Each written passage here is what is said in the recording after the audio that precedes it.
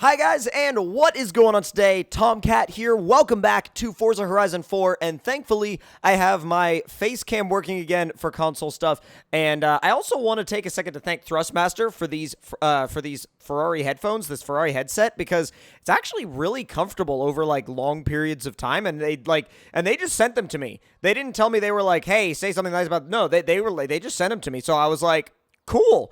But anyways, we're going to jump into the new Cadillac Eldorado. This thing is 17 feet long, and we're going to do a full-on build of it. And I, for one, cannot wait to see what. And I think that there's no designs out for it yet because nobody's actually had enough time with it to actually make something for it. So I'm thinking we're going to maybe red. Red is up there for this car. I mean, it's definitely a shouty car. Well, okay, it's shouty, but not in the ways of like modern cars. A modern car is shouty in terms of like, oh, it's loud, or like, oh, it's fast. This is shouty because it's just presence. It's literally just presence, and that's entirely what this car is. So let's see. Ooh, we could see under the hood. Not really. I was like, oh, we could see under the hood, and then I was like, no, really. Let's see how slow it is. I have a feeling it's going to be really slow. Red lines, well, rev limiter is at like 6,000 RPM. Dump the clutch.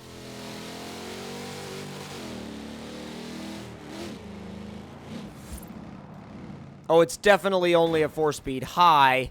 Yeah, it's definitely only a 4-speed. It's time for a proper full-on drift build. And I haven't done a full-on like crazy drift build of a car in a while. So this car definitely, I feel like it's definitely one of the ones that I want to kick off with a pretty good tune.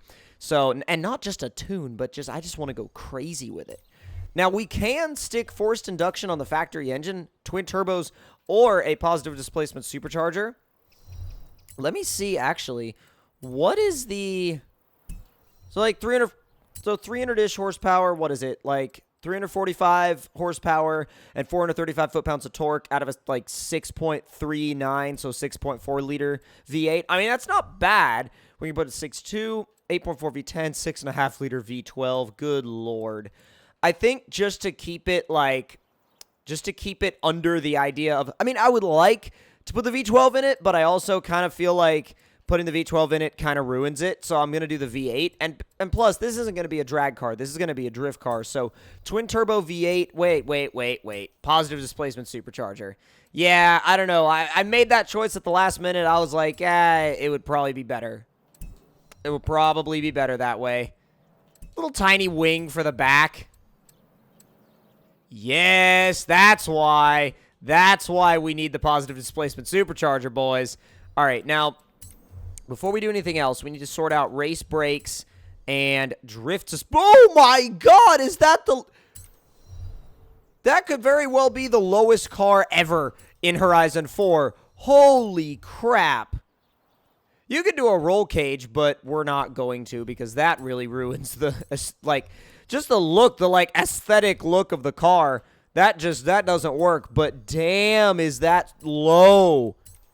I think that could very well be the lowest car in Horizon 4. I mean, it is just so freaking low, dude. We're going to run a sport tire with a 265 up front and a 295 out back. Wheels-wise, we're going to run... Picking wheels for a car like this is weird because, I don't know, I feel like you have to kind of figure out what category of wheel you want to be in anyway. And, oh, geez. Those look weird. I mean, a lot of these wheels just look weird on this car because the sport wheels, none of the sport wheels really make sense. I mean, these are kind of funky looking, the F1 Deeps, but they don't really work with the idea of the car. These kind of give it a cool, like, hot rod look almost. Let's see. Front track width. Just put it out all the way. And front wheel size, 15, 16, 17. I'm good with an 18. I think an 18 works. I'm going to do an 18 in the rear, even though we can't see the rear wheels. That's a big thing, right? I mean, we can't even see the rear wheels. So, I mean, what use is it to adjust the rear wheel size? But I like to be, you know, I like to have a little bit of consistency at least. So, race exhaust, race cams, everything done, full valve train, full, you know, bored out block. Get the pistons and compression up to get that race supercharger on there so this thing can really breathe. Get all of that on there. Get the race flywheel on there. Making 1,014 horsepower, 841 foot-pounds of torque, weighing in at 3,636 pounds, which is not bad for a massive Cadillac Eldorado. Let's get this set up on, and let's take it out for a spin and see what this thing can do, because guys, I don't think I can quite convey to you just in words how excited I am to drive this car. I mean, it is going to be so mental. A little bit of toe out in the front. Stiffen up the rear sway bar. And the ride height is obviously completely slammed. Like, completely slammed. And the diff is going to be, I'm just going to lock it. 100% locked. I mean, that's 100% is the effective equivalent of a spool differential or a welded diff, whichever you prefer. But let's see what this thing can do.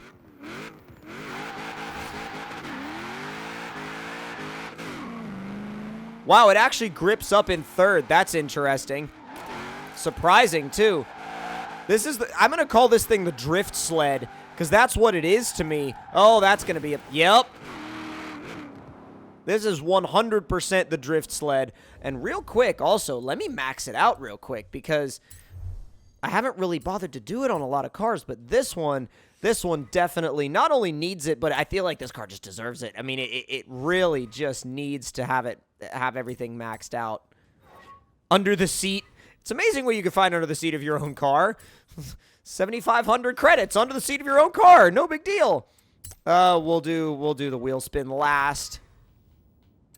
Let's get all of this stuff unlocked. 10% more from skill combos. Let's see, extra 15%. Skills multiplier builds 3 times as fast. And, well, we'll do fan favorite and the wheel spin last, but let's see. And showing off. Get an instant 7,500 influence. And I'm going to do this not because I'm going to race it, but so I can spend the skill points. And because by spending the skill points, you get rewarded for that. So we're going to get this wheel spin done real quick, and then we're going to head back out to see what this car is capable of. So, that's not great. All right, well, it is properly maxed out now, and we're going to find a drift zone, and we're going to see what this thing can do. Partially, I want to go to the rail yard, but partially, I also want to go to a drift zone just so I can, see. But, it has to be a... We could do that one. We could do... Well, oh no, you know what? That's the one right by Skill Streak, and I'm not the biggest fan of that one. I kind of want to do one of the ones that's like... That's dirt, so I don't want to do that. The back lane, dude, oh my god, the back lane one is going to be stupid in this thing. I'm serious. It's going to be so dumb because this thing is so big. It won't even barely fit. It's not going to be effective at all, but it should be fun. It should be fun. If it's not fun, I want a refund because, oh, go away, please.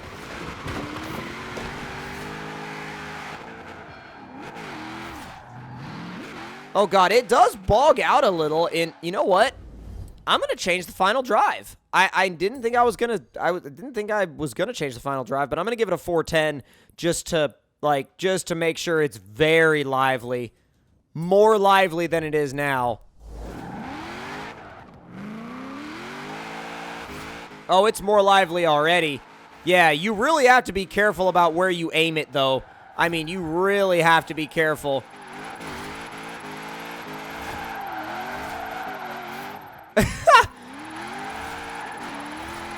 I mean, she takes up the whole road. But what better looking way to take up the whole freaking road? I mean, God. Oh, no. Oh, no. Oh, no. Oh, no. Go away. I was going to say, let's not lose that skill chain yet. Big swinging the car back and forth. Big time.